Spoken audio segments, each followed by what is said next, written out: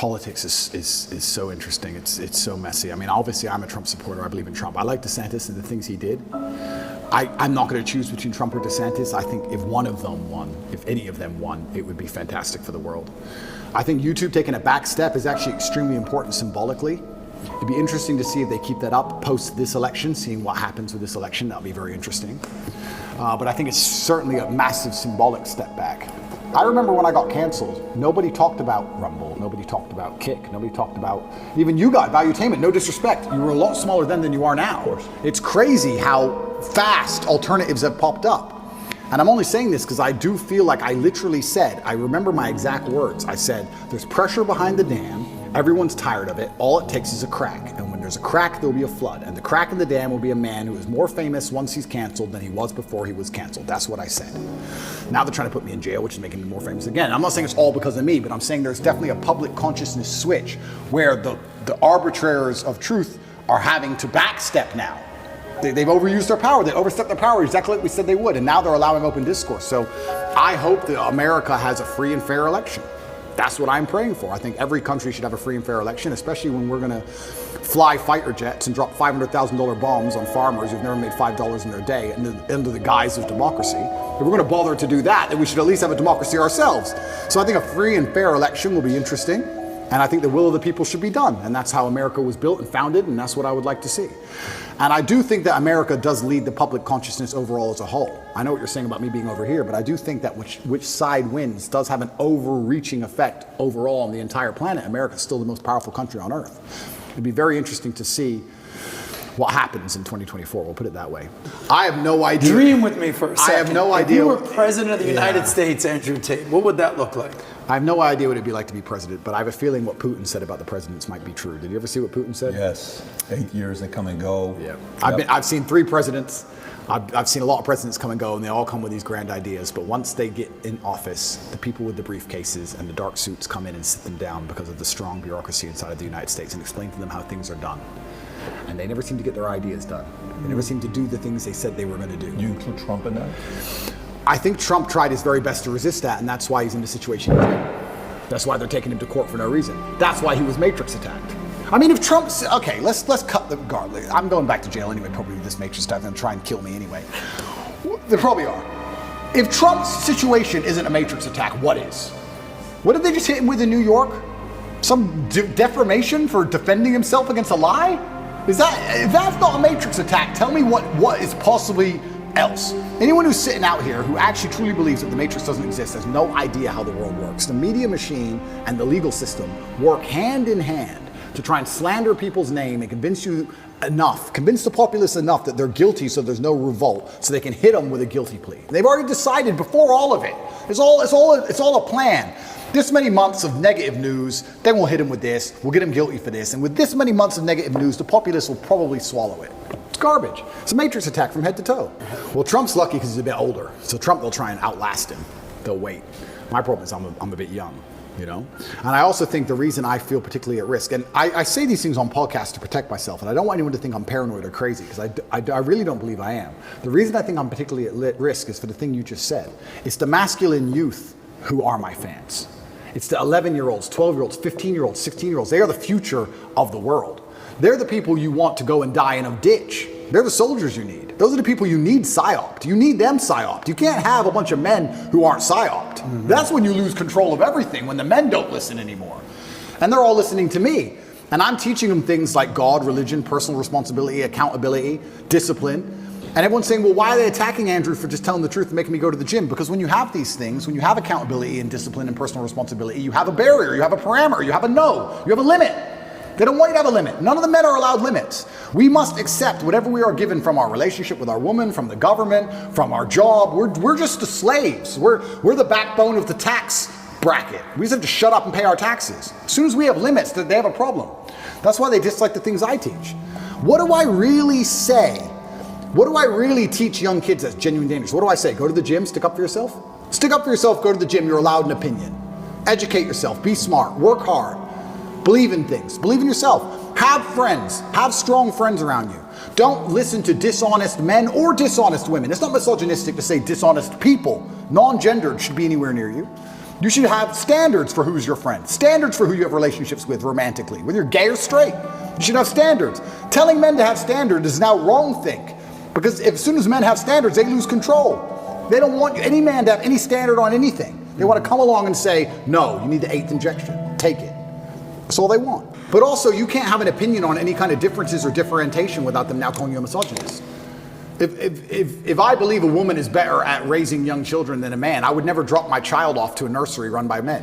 I think that would be weird. I would never take my 2 or 3 year old girl and drop her off in a nursery which was male run. I would only bring her to a nursery which is female. Nor would you hire a babysitter that's a boy. Neither, never. Do I hate men? No. Like, I just believe that in war a man should go, and raising children, maybe perhaps women should go. I just believe in the same things that everybody believed in 10 years ago. Yeah. The world has gone nuts. 10 years ago, everything I'm saying was standardized and accepted and normal. And they're taking this misogynist garbage and weaponizing the virtue and trying to attack me with it, and they don't even believe in it. It's truly upsetting, but I just can't be quiet because I don't know how. I couldn't live as anyone else other than me. I couldn't live as a man who wasn't trying to be his best self. They pretend they give a shit about men's mental health. But if you come along and actually advocate and tell men how to be happier. I've been a sad man and a happy man. I am a man. I know exactly how it feels on all ranges of emotion. And I'll be honest with you right now, when a man is sad, yeah, there is an inclination towards aggression. That's how we're born, that's how we're evolved. We're evolved with that inclination towards aggression. We need that to protect and provide. That's who we are. We need that bravery. But having a bunch of depressed, sad men who have no emotional control is dangerous for society. I say this all the time. They try and pretend that I'm somehow dangerous for society by telling men to stand up for themselves and be masculine. Absolutely not, really not. When you tell a man to have no emotional control and be more feminine, that's a school shooter. A school shooter is not a man with masculine accountability. He's a man who's told, act how you feel all the time. Then he gets picked on for long enough. Throw on some drugs on top his psychiatrist gave him, throw in a lack of a girlfriend, and he's had enough. That's where school shooting comes from. School shooting does not come from men being masculine. It comes from the absolute opposite of these things. And they know this. They know this very, very well. To fix society, we have to fix it at the most base level, the root level. I think America and most countries need more transparency and understanding of how things work. But when they're attacking the family unit, they're attacking all of these issues. Every issue you've just labeled all starts back down to the beginning. I really think the reason I would like to argue, and I don't know any of the statistics on this, in the 1950s, I'm sure there was prevalence of guns all around America, but there just wasn't the school shooting. Why? What was different? What was different in the years before that there is now? I think it's just because children obeyed their parents, and their parents were a family, and there was a degree of responsibility that was instilled inside of people, and there's a degree of accountability, and there was a degree of honor and pride. Great question. There's a degree of honor and pride. Yeah. I'll tell you something now. I bet in the 60s, 70s, whatever, in any country in the world, people didn't want to do dumb shit because the family would be known as criminals. The last name would be tarnished. Their son did this. You hear what their son did? There was a vested interest in all of it.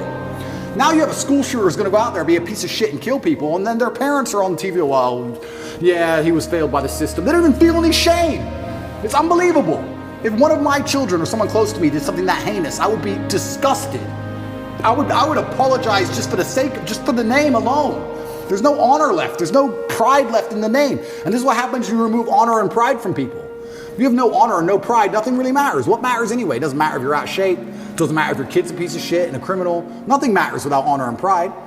And this is done on absolutely every level. I said this to Tristan the other day. I was actually saying we were driving, well, the other day, long time ago. I haven't left the house in a while. We were driving and I said, even on the most base level, I said, every building is ugly. Have you noticed that every new building is ugly? It's ugly. Tristan goes, yeah, it's all the same glass, big square, ugly building. In the 1400s, we built these ornate, gorgeous buildings. And now everything's ugly. Why is that? And well, I'll tell you why it is. It's because they don't want you to have any intrinsic attachment to a specific place. If all the buildings are beautiful in a specific town, you have intrinsic attachment to that town. You care about that town. You want good things for that town. You'll protect that town. You'll defend that town. What is that? That's a barrier. That's a parameter. If everything looks the same all the time, you'll just move. Who cares? Oh, they've messed up San Fran. Who cares? I'll move somewhere else. I'll move somewhere else. It's all the same. Globalism doesn't matter. It's all the same. Buildings in Berlin and New York, they all look the same. Where's all the beauty going? When there's beauty, you have an attachment to that beauty. They want to remove all your attachments from everything. Even now, when they try and psyop you into, let's say, the way that models all look different than they used to before, right? Models all look different. Victoria's Secret. Yeah, and I was arguing this point. Someone saying, oh, but that's because you have Eurocentric beauty standards. I said, no. I'm going to correct you, because I know you think you sound smart using the word Eurocentric. I'm going to correct you because you're a dumbass. Let me tell you what beauty standards are. Beauty standards, by definition, for something to be beautiful, has to at least be unique. If everything is beautiful, then it's not beautiful. If everything's beautiful, then it's standardized. For you to take a model who looks the way they look without any effort at all, and they look like most out of shape, uninteresting people on the street, you cannot call that beautiful because it's standardized, you can see it everywhere. Beauty means it must have been difficult to obtain. Whether it's a building, it's difficult to make because it's ornate, or a woman who's trained really hard to have a beautiful figure, that is difficult. Difficulty and beauty are linked. You can't have beauty without difficulty. You cannot show me another model and tell me that my Eurocentric beauty standards are saying she isn't hot, because that's not why. She isn't hot because she's made no effort. She hasn't tried. That's why. And they're doing this with everything. Everything is ugly. Nothing has a standard. Nobody has to try for anything. No parameter, no baseline belief of what's true and what's false. Everything's subjective. Your truth. No, there's the truth. There's no such thing as your truth. And this is an attack on every single level. They're assaulting us from everywhere. Even the buildings they build are assaulting you, so you can't even just drive through a town and go, wow, look how much energy has been put into this place. I love this place. I will not allow them to do it to this place. Now it's just like, we can move there. Let's move there. It's all the same anyway. It's all a Starbucks on the corner and a 7-Eleven. Who cares? It's all the same. Why fight? Why fight for any of it? It's all done purposefully. I'm telling you, call me a conspiracy theorist, call me crazy. I don't understand why an architect would now decide, who hires an architect? I'm going to build a building. Let me hire an architect to come up with the same sketch of the same bullshit building, which is already existing everywhere. How much did I pay him? Okay, what we're going to do is we're going to build a skyscraper made of grass that looks like every other one. Is that it? We did all this 600 years ago. We built cathedrals and now we build this crap? Why? Everything is on purpose. It's all a psyop. It's all a psyop. When they put these models on there, the psyop is you don't have to try. You don't have to try at anything. Don't try. Doesn't matter. Just don't try. Wait for the government. We'll give you some food stamps. You'll be okay. It's participation trophy. It's slavery. It's slavery. When you need to do every single thing they say to eat, that's their end goal. That's what they want. It's slavery. They don't want you trying anything. Even going to the gym today is an act of rebellion. Even being in good physical condition is an act of rebellion. If I put up a photo of me and I'm in good physical shape, there are people who write underneath it, oh, you're dumb, you train so good. They insult you for it. Like, you're a bad person because you have standards for yourself. That's the level of bug man they want to get you to. Of course, these people will give up meat and eat the bugs and live in the pod. Of course they will. They have no standards. They have no self-respect, no standards. Of course they can live in an ugly building, a big ugly matrix pod. That's all they want. Is it somebody has to sell you on that? Or is it going back to conditioning? Or what would it be? Is it someone selling you or is it conditioning? And it goes back to my original point about the family. I do believe that the reason we didn't have so many problems before is because I believe the families had standards. And some cultures still do. I have friends who are Chinese. My dad, I cannot not get an A. That's just their culture. When my dad was still alive and he was teaching chess, my dad would charge $400 or $500 an hour for chess lessons. And towards the end of his life, he goes, all of my students are Chinese or Indian. Nobody else wants to spend money, $500 an hour to teach their kids chess. Only the Chinese and Indians will spend that money to make sure their kid is that good. So that's it. They're the ones who invest the most in their children. They still care on that level. But most families don't wake up and go, I want my children to act a certain way for the legacy, for the family name as a whole. I'm instilling standards upon them because of the last name. My entire life I've had standards instilled upon me. My entire life. Your last name's Tate, you can't do that. Your last name's Tate, you're not allowed to do that. Your last name's Tate, hit him back. I've been like that my whole life. And now we've removed all standards from everybody. This is why you get school shooters. These school shooters should be too embarrassed to even embarrass their fathers. They should wake up and go, I would never do this to my family. And I'll also, this is definitely gonna get me canceled, but I'm gonna say it because it's true. I'll say it by extension for suicide. I don't care what you do to me. I'm Andrew Tate. I cannot kill myself. I can't. I'm not allowed. It's against the creed of my last name. I didn't have ancestors who suffered how they suffered, who went through what they went through, for me to be born to kill myself. That's not the end of my story. I refuse. I absolutely refuse. No matter how bad it gets or what bad situation I'm in, I refuse to do it because I have too much respect for my last name. I won't do it. And I think that a lot of things, a lot of men's mental health, a lot of crises can actually just come back to the old adages of honor. And you can fix a lot of it. Your girl left you, you miss her. I get it. We've all been heartbroken. She's with a new guy. You're upset. She doesn't care. You care. I get all of it. But there has to be a point where you get to a level of pride and you just go, that's not who I am. I lost her. That's life. You just got to get on with it. And the best way is to have, where do you find the strength when you're in these difficult situations? I always find the strength from my last name. I'm Andrew Tate. I'm Andrew Tate, so I just have to do it. I'm in a Romanian jail cell. I wake up, there's cockroaches in my bed. They're all over my face. What am I gonna do, cry? Am I bitch out? Am I gonna go and sign a piece of paper and say I'm guilty? I'm gonna sell my brother out? Is that what I'm gonna do? Am I gonna go fucking lie and put these and sell the girls out like they want me to? Am I gonna stand up and say I'm sorry for saying go to the gym like a pussy? No, I'm gonna take the cockroaches off my mouth. I'm gonna do some push-ups because I'm Andrew Tate. When shit really gets hard, honor and courage and bravery and your last name is all you've ever had. It's all you're gonna have. And it used to be like that in the olden days. That's why no one did this dumb shit. They were just too embarrassed to even do it. And this is why you're saying, how do we fix the country? Absolutely, all of it comes down to the fact that, especially with men, none of them are bestowed with the things that the masculine essence needs to be a good man. You need pride, you need honor, you need a healthy level of ego, you need all of these things. We're taking it all from boys, and what are we giving them instead? Video games, porn, weed. And what do you expect of these people? What do you expect of these shit versions of men besides trash output? You're gonna get garbage all across the spectrum. Either they're gonna do nothing or they're gonna do something bad. They're certainly not gonna do anything good when they don't try for anything in their lives. How are they gonna do something good? The scary thing about all of this is that there still are two teams in the world. And there is a side of the world where they don't accept this crap. How long is America gonna compete globally when you have countries like China and Russia and these other countries where they don't do this? I don't know if you saw, they did that survey to kids of what they want to be when they grow up. Did you ever see that? Yeah, it was crazy. Every American kid wanted to be a YouTuber. Every Chinese kid wanted to be an engineer or an astronaut. Yeah. Who owns the future? Who owns the future? We're in so much trouble. We're in so much trouble as a society, and what are we arguing over? It's insane. And what do they show you on TikTok, though? Oh, absolutely, exactly.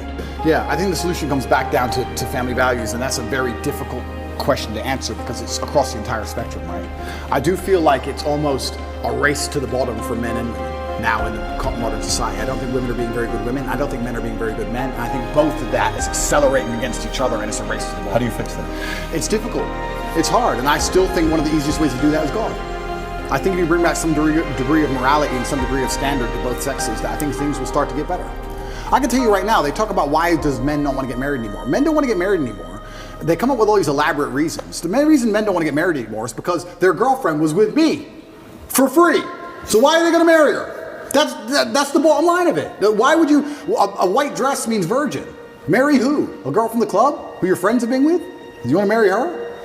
Like when you remove all of the morality from life, you just end up in a scenario where the only possible logical move is to act without morals. Game theory, right? We sit there and we analyze things logically. If you're going to be, if all the women you meet are immoral, how are you going to act? You act morally, you get wrecked. So how do you act? Immorally. It's a race to the bottom.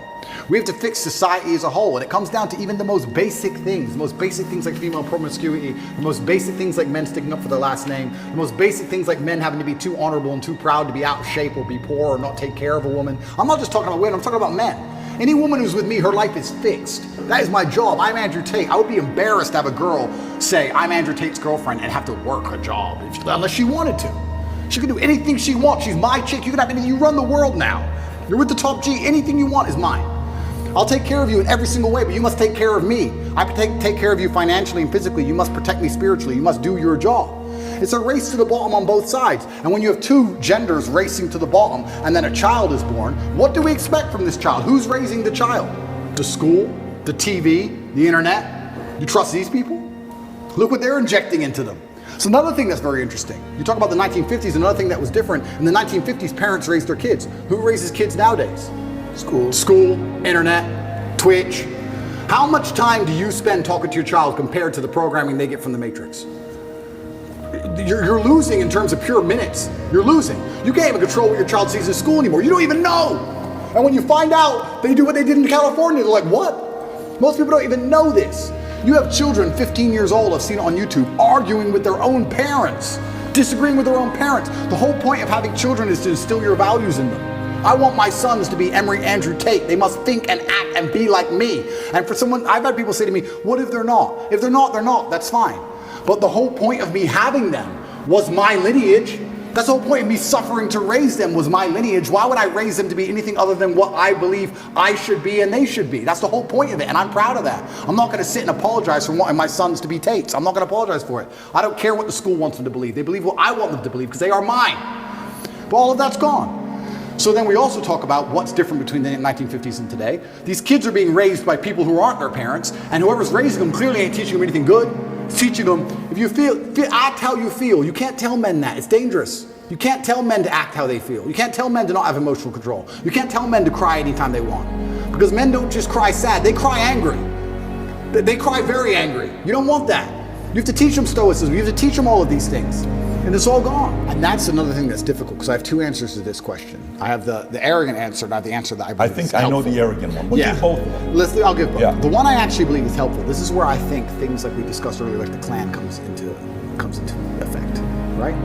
Imagine you had 18 kids from 6 or 7 parents, groups of parents, and everyone's living together.